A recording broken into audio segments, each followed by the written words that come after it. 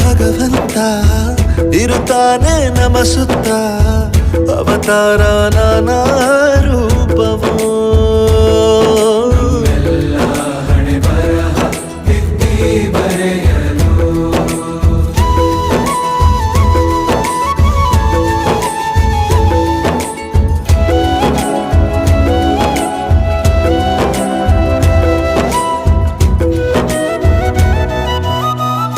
ಬಾಳಲ್ಲಿ ಲೆಕ್ಕ ಎಷ್ಟು ಮುಖ್ಯ ಎಂಬುದ ಬೆರಳಲ್ಲೇ ತೋರಿ ಕಲಿಸಿದ ಗುರುಗಳೇ